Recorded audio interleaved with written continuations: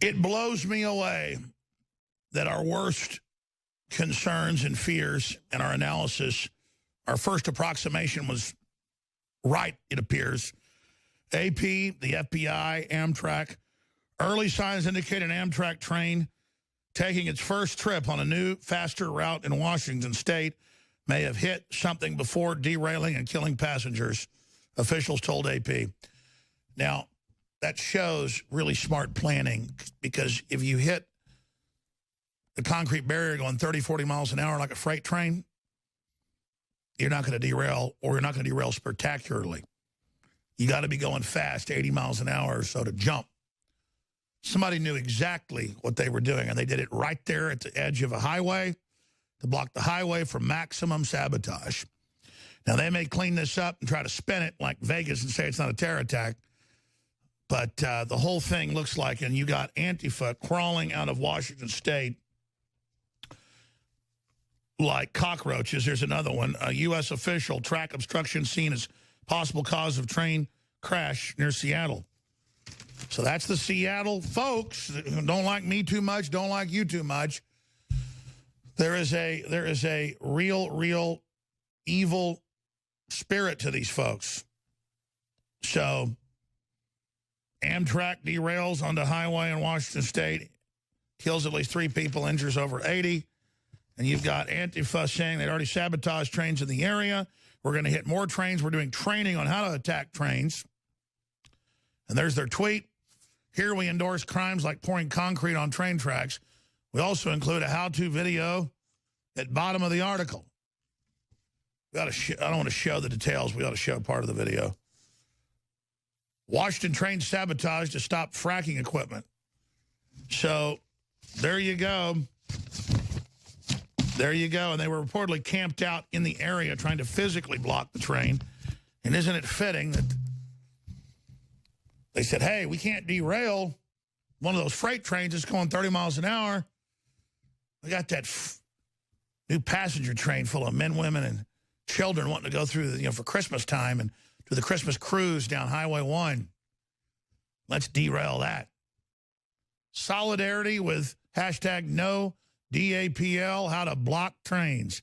Yeah, that's been the big thing. They've had a lot of derailments and always get swept under. Matt Dubiel of our wonderful affiliate 1530 WCKG in Chicago. You're nice to let me take over most of this hour, but what do you make of this so far? It's disgusting. I mean, what kind of a planet do we live on where we've got the most surveillance we've ever had, where people are, and they're not even hiding it. They're tweeting about it in plain sight.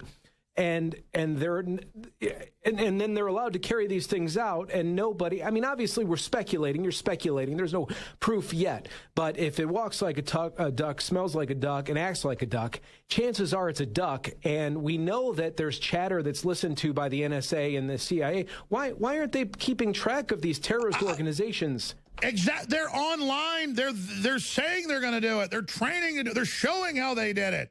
And exactly. It's borderline. I mean, if this were organized crime, if this were the mafia talking about gambling and prostitution rings, they would have rounded up all the places that said, oh, well, they said they were going to do this, and all these things came to pass. Here, these organizations are actually saying what they're going to do. In public. I mean, the mafia sneaks around running whores, okay, or whatever. They're like publicly saying they're going to do it. The hubris of these groups, their leadership and their financiers is... it's got to be reined in, because we know where this money comes from. We know who's spearheading this stuff, and yet they're allowed to do it freely. It's like watching a movie with a supervillain, like the one with Samuel Jackson, where he's crashing trains, him and Bruce Willis, Unbreakable. The guy is crashing trains, and nobody knows who it is, except in this real-life movie, we know who's financing it. We know where the money's coming from. We know exactly who's on board with it, and it's allowed to happen. Well, they were so emboldened by Obama, because you have the former Attorney General, Eric Holder, saying, go block roads, take over, Trump's evil. You've got them all saying day of rage, overthrow the government, new announcements of instant action, and all the rest of this. I mean, they're building up towards something big, and I think they're probing with this to see if they can have the media cover it up and, whatever. I mean, this all points towards a Antifa-type event. Alex, so this is the same world where we have a bunch of the liberal media that says that our president, when he wasn't the president, said something, which is questionable, about grabbing somebody by the you-know-what, and then they say that means he's a sexist or he's an abuser. Now we have Antifa, and you showed it, and your staff showed it. They've actually tweeted, here's how you create damage that could kill people and create havoc. Well, I said, here's where we did it. Here's where we blocked trains at the port. But they were going slow from the port, so they didn't derail. They went out, and apparently the evidence points towards it, at a high-speed rail on the maiden voyage. They wanted something spectacular. They were sick of just blocking the trains for a few hours while engineers show up. You know, they have those trucks that drive on the rails, you know, that come off a spur and fix it with jackhammers. They didn't want that. I know this is my family's worked in the railroads. No, they didn't want that. They wanted spectacular on the maiden voyage. They got it, didn't they? Is that Twitter account still active and live today? The Absolutely. Antifa Twitter account? Yeah, they just pulled it off itsgoingdown.org, but it's still on their Twitter. But they actually have a live and active Twitter feed. Hey, Jack, somebody tweet to @Jack. Jack, how can they have a Twitter feed that's active? They'll ban Roger Stone or ban me for a week. But, you know, I mean, let's put them back up there. You know, it's official Antifa. These are the communist saviors. They're allowed to do what they want. Alex, I'm not a big Twitter guy, but I've been on there since, like, the beginning. I got, like, you know, a few followers or whatever. I tweeted something about Roger Stone being cyber-stalked by Roseanne's ex-husband, and my tweet was censored. My tweet was censored by Twitter, and I didn't say anything bad. This group is actually talking and writing and informing people on how to wreak havoc in the United States of America. I mean, let's be clear. It's not like, here's how to rob a bank, and they tell you. They rob a bank and then they block the railroad tracks and make a train wreck. Yeah, right. Even worse. Even worse. And they're allowed to communicate this on the internet. Oh, and they always spin it, too. When Antifa had guns out last weekend threatening Owen and not letting him get to an event and hitting him with clubs, they went, oh, you're anti-Second Amendment? It's not Second Amendment to go use guns to block a legal person. Just like it's not free speech to say, here's how we sabotage the train. Now we want you to go kill a bunch of people. Saying, let's go kill people is not free speach. And here's what it means. It means we're going to come after them. Because let me tell you something, I'm done. Yeah, well, I would be great if the FBI would focus on this. Where's the FBI? They're too busy arresting Amish that sell cheese to their neighbors. I laugh, but I mean, it's true. They really are. I mean, this is what passes for justice in America. This is why it's so important. You know, I was watching you and Craig talk, and he said 50% don't know what's going on. It's more than that. There's many of people that even think the way that we think that don't really understand the damage that has been done for not just the last 8 years, but the last 25 years. Exactly. People ask, how can America be the biggest consumer of pedophilia, the biggest consumer of porn, the biggest consumer of drugs, all of it? It's because for anything that's really good metaphysically, hermetically, anything that's really good, history showed, evil comes to that. So evil is drawn to good to take it over. So we were so good, that's why it's like the Ragnarok. It's the yin-yang. It's all happening here.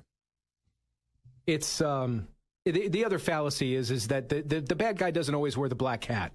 The bad guy isn't always who you think the bad guy is. In fact, the bad guy pretends to be the good guy a lot of times. He always does. And that's what people have. Exactly. They don't just stand there and say, we're going to do bad stuff. They hide, they masquerade as good people, and that's what you're seeing, especially with this trafficking stuff. It's really terrible. It's disgusting. All right, brother, stay there. We've got more to cover on the other side with Matt Dubiel, 1530 a.m. in Chicago. If you got family in Chicago or in Chicago, tell them tune in. And please, we have free shipping store-wide. This is the last day to order at InfoWarsStore.com to guarantee that you get shipments before Christmas. And we need the funding, plus they're great products. So thank you all for your support. Get some fluoride-free toothpaste or other products today. Humanity faces great obstacles. But those obstacles are what will make us great. You know, the transmission continues on with Owen Schroer in the War Room here in about 10 minutes. And then we're going to be taking a lot of phone calls throughout the next however many hours. It kicked off at 8 a.m. with David Knight. So we're like 4 hours in and then another 3 hours. So we're like 7 hours in. So we got 20-plus hours left in global live transmission. Listen, I don't want to get up here and like brag, I gave $100,000 to Craig Sawyer to make his film about the pedophile rings.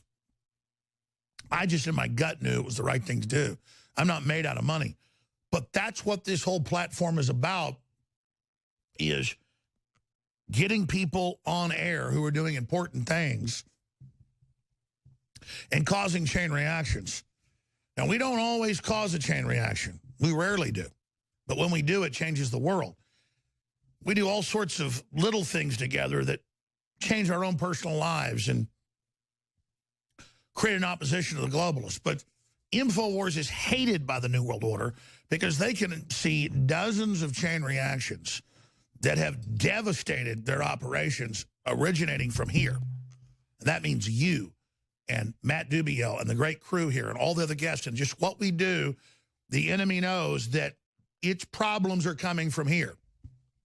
And then thank God we get a Donald Trump there, and then other people pop up. And again, I don't claim to be the perfect saint, but I'm not out to get you. And Donald Trump is going to make mistakes, and he can't even get they're in Politico admitting that the bureaucrats are all ignoring what he says. He tells McMaster, don't back ISIS and don't back these groups, and it's still going on in Syria. And that's a whole other subject I didn't get into, but later I'm going to do a report at 8 o'clock tonight with that when I come in and host a few hours. So what matters is intent in our heart. King David did a lot of bad things as he made mistakes, but he loved God. He didn't mean to be bad, so God said, you're a man after my own heart.